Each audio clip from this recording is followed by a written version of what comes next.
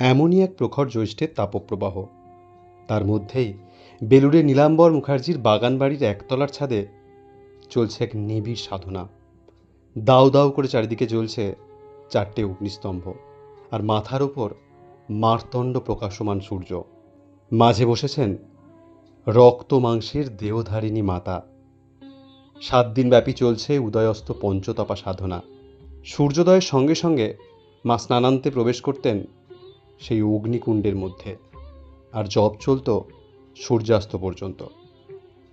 শরীর আগুনের তাপে অঙ্গারবর্ণ ধারণ করেছে, তবু মা জপে অবিচল। শত কষ্টেও তার মন সমাধিরাজ্যে বিচরণ করছে। তপস্যা শেষে মাতা শারদামণি হলেন মহা তাপসী, আর শ্রী শ্রী ঠাকুরের স্থূলদেহ যাবার শোক কিছুটা কমেছিল তাঁর।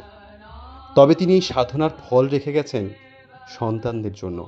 সেই অগ্নিকুণ্ডের তাপের মতোই আমাদের হৃদয়ের দুঃখ কষ্টের তাপ মা মহামায়া আজও নিজে ধারণ করেছেন, আর আমাদের বিলিয়ে দিচ্ছেন তাঁর স্নেহ সুধা শীতলতা।